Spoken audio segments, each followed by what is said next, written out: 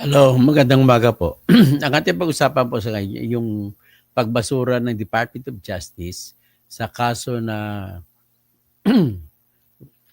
arbitrary detention at saka yung paglusob na walang hawak na search warrant sa QJC compound na ginawa ni General Nicolas Torre. Binasura ito ng Department of Justice sa kanilang rason na may presumption of regularity daw yung si General Torre sa paglusob. Okay. Anong ibig pong sabihin ng presumption of regularity? Ang ibig pong sabihin ng presumption of regularity ay trabaho lang. Ang pulis po ay nagtatrabaho lang. At kung trabaho nila ay ganon, hindi sila kailangan patunayan ni Duterte o ni Kibuloy na mali ang pagtrabaho ni Nicolas Torre. Mind you, ladies and gentlemen, this is not to favor Kibuloy or Duterte. This is only to favor the thoughts about the law. Ang batas mong pinag-usapan natin dito ay yung tamang pag-aristo. May pabak, Presperes. Yung tamang pag-aristo po ay ganito. Ang pulis ay pwedeng umaristo sa tao kapag nahuli niya ang tao sa akto na gumagawa ng krimen. That's number one. Kailan pang ibang pwedeng umaristo? Pwedeng umaristo ang pulis kapag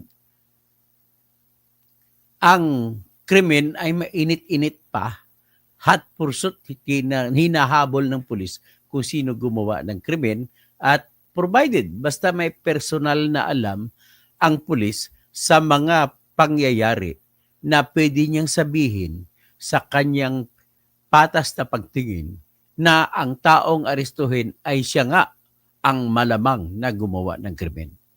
Pangalawa yan yan tinatawag na hot pursuit doctrine. Sa pangatlo na pag-aristo ay hindi na po pwede yung dalawang aristo na binabanggit ko, yung pag-aristo na kahit walang warrant of arrest o kahit walang search warrant. Basta nahuli sa akto gumawa ng krimen. Pangalawa ay kahit hindi nahuli sa akto, basta kapangyayari pa lang, mainit-init pa ang krimen at may personal na alam ang huhuli na pulis sa mga pangyayari na pwede na sabihin sa patas na pagtingin na ang taong huhulihin niya ay siya nga ang malamang. Hindi naman siya, kundi malamang na siya ang gumawa ng krimen. Yan yun. Ngayon, ang isa namang ibang paraan naman ay yung paghuli na may warrant of arrest. Pangatlo ay yung paghuli ng mga takas sa bilangguan. Yung iba naman, exception to the rule, yung paghuli ayon sa utos ng Senado at utos ng Kongreso sa pagpapatupad ng tinatawag na contempt order. So, yan lamang ang pwede. Kaya nga, hindi ko nga pwede matatanggap sa batas na pagtingin o makinig kayo lahat ng babarik sama, itatanong sigurado ito kung what is your opinion? Is the arrest of Duterte legal? Yun. Lalabas sigurado ito sa bar exam. Kaya pag-aralan nyo mga magtitake sa bar exam. Ngayon, ang nais ko lang may advice sa mga bar examinees ay ganito. Huwag kayo matakot sumagot ng yes na valid basta may rason kayo na solid. At huwag din kayong matakot sumagot ng no, it is not legal kasi basta may rason ka lang na maayos. Ako naman ang sagot ko no, hindi yun valid. Bakit? Sapagkat po ay hindi nasunod ang utos ng Section 2, Article 3 ng ating Constitution na nag-uutos lahat ng warrant of arrest po na kailangan ipapatupad ay dapat manggaling sa ating judge na dinetermina niya sa kanyang personal na pamamaraan sa pamamagitan sa personal na probable cause sa paghahanap kung malamang dapat arestuhin na dapat palabasan ng warrant of arrest base po sa nagreklamo at testigo na nagreklamo at para malalaman kung anong particular na lugar kung saan arestuhin at malalaman kung ano yung mga bagay at mga tao na kukunin. So having said that, ang kay Duterte ay hindi po matatawag na warrant of arrest na pinalabas ng judge. Bakit po? Kasi ang nagpalabas ng warrant of arrest niya, number one, ay hindi pwedeng igalang ICC. Kasi hindi na tayo membro ang Pilipinas ng ICC. So hindi pwedeng igalang. Number two, ang judge po na tinutukoy sa Constitution ay judge na lokal. Hindi po judge na ng ICC. Okay? Next. At pangatlong rason ay isa pa na hindi sa ating mga batas mismo sa Republic Act 9851 na nagsasabi na pwede lamang i-arestuhin at ipadala doon kung ang Pilipinas ay magpapatupad ng isang warrant of arrest na kung para sa isang international organization na kasapi ang Pinas. Therefore, babalik pa ako sa unang argumento na hindi pwede kasi hindi na tayo membro. Tapos, hindi rin po pwede sabihin ng Pilipinas, dinaan naman kasi sa Interpol. Ngayon, narinig natin sa hearing ni Amy Marcos na ang Interpol pala ay hindi nag-utos na kara-karaka aresto, kundi arestuhin at idaan sa korte natin. Lokal na korte. At mismo ang International Criminal Court Rome Statute ay nag-uutos na lahat ng arestuhin na may warrant of arrest galing sa ICC ay idaan muna sa local court ninyo. Ganun lang kasimple. So therefore, pag-usapan natin yung ginawa ni Torre kay KOJC. Ano ba? I-recall natin ang pangyayari. Sabi ni Torre ay andun daw si Kibuloy sa loob ng KOJC compound. Kesyo, marami pa nga sa mga detector ginawa. Na-amaze naman tayo, natuwa naman tayo sa tinatag na, uy, okay ba yan? Okay yan. Ngayon lang ako nakakita na may detector pala ng human life, yung mga breath. Ang dami-dami, tapos nakita, natunghayan natin na may mga ebidensya na kuha ang TV na gumamit sila ng mga naghukay ng sa loob ng KOJC. At minadali nila tabunan para hindi mabisto. In other words, yung mga iyon po, na nag-hire ka pa ng tao, kukuha ka pa ng light detector, lahat ng ginamit na, at wala pa rin, at according sa kay Kibuloy, sumuko lang siya ng kusa. Well, hindi naman ako sa totoo lang, hindi ako naniniwala na sumuko ng kusa yun.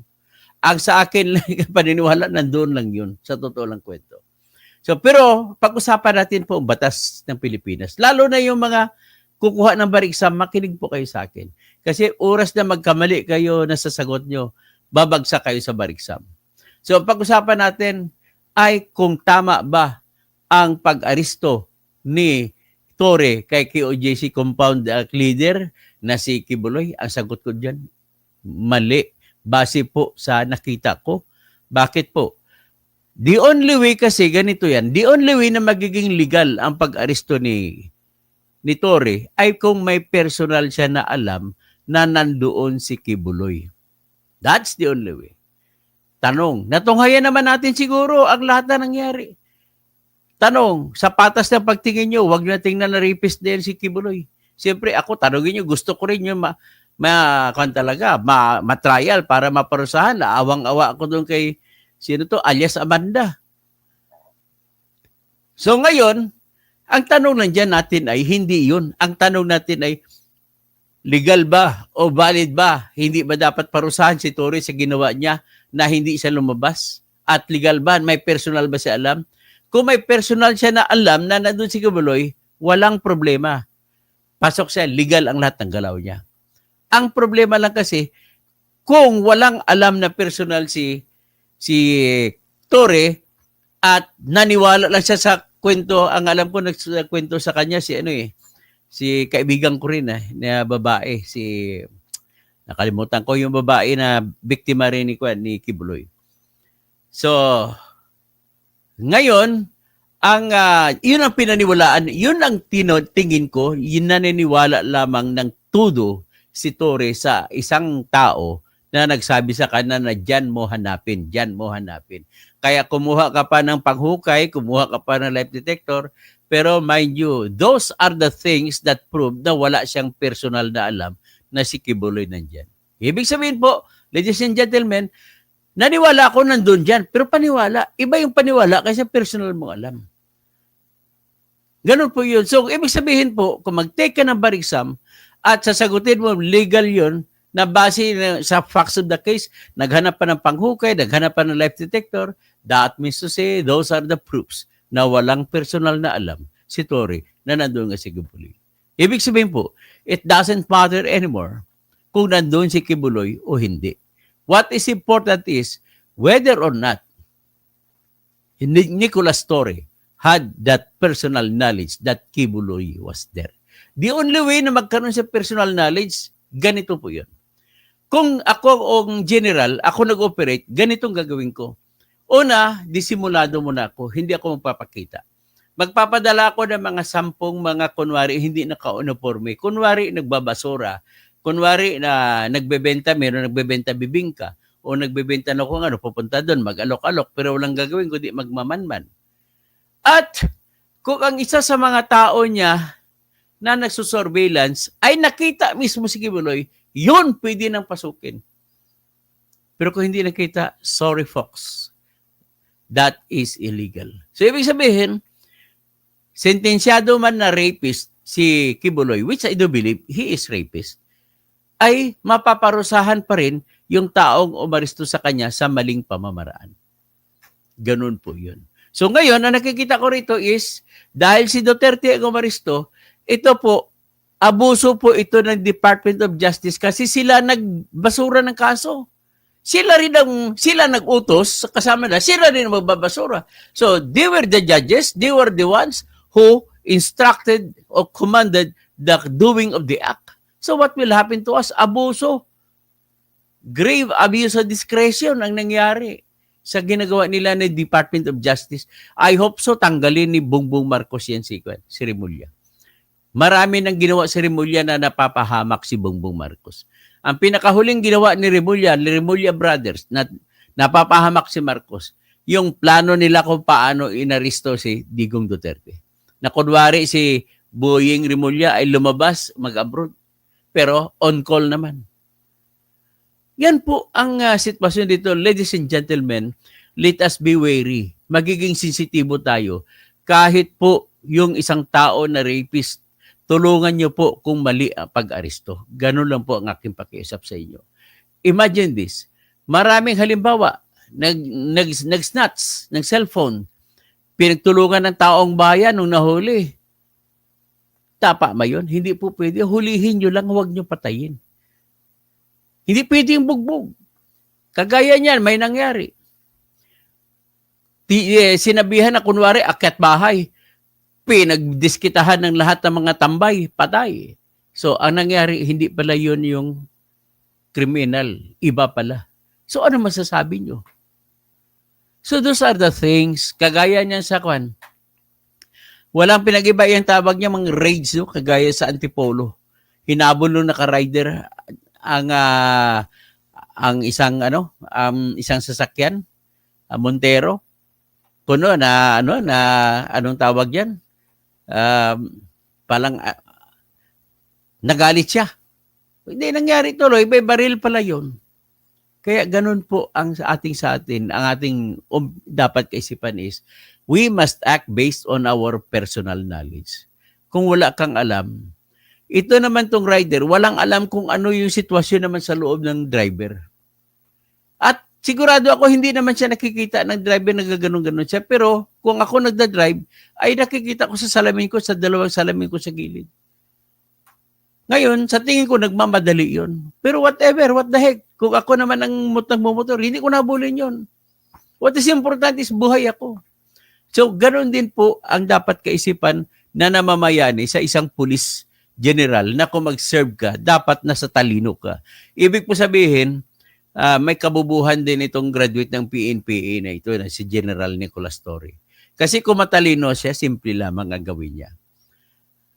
Ganito po, hindi po ako gumraduate sa pagkapulis, pero alam ko po yung batas sa pag-aresto dahil gumraduate po ako isang abogado.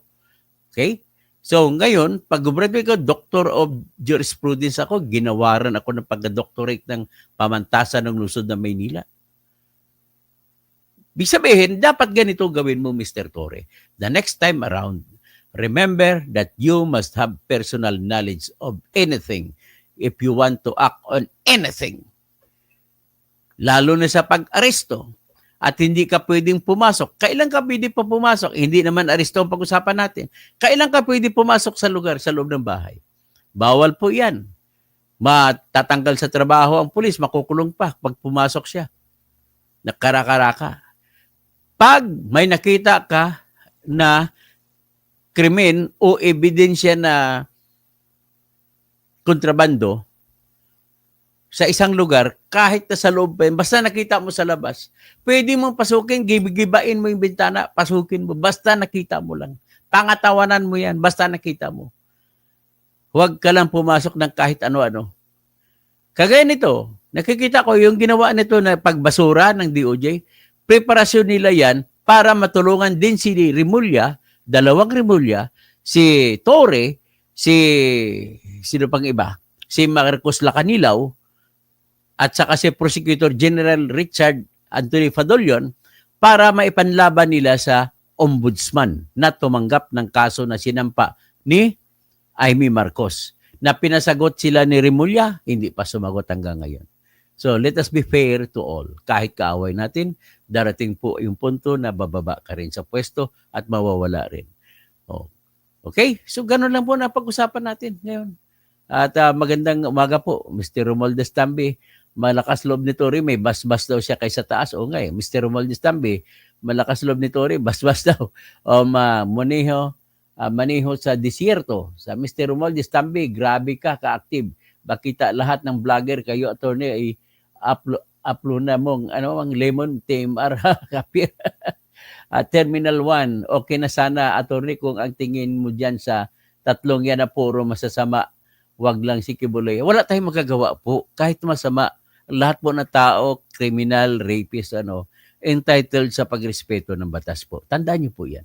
Huwag po kayo, dahil galit kayo sa tao, ay wala ng karapatan sa batas. Ganun po yun. Lahat po ng kriminal may karapatang pa rin natitira. Camotes News, Tommy. Good morning, Doc Toto, watching from Camotes Islands. Shirley Ann Lansang, good morning po. Virginia Perey, good evening po. Doc Causing, hope all well, watching from England. Okay, good morning or good evening dyan. Mr. Romualdez Tambi, Torre, Diwata daw. Oy, natalo si Diwata. Dahil ba kay Torre? Armo Bautista, Maratba Academy, engineer. Tapos, Presperes, Maya Pabingi. Okay. Hanggang dyan na lang tayo, no? Jan Mangunon, good morning, Dr. Toto, watching from Ordaneta City, Pangasinan. Okay, magandang umaga po sa lahat.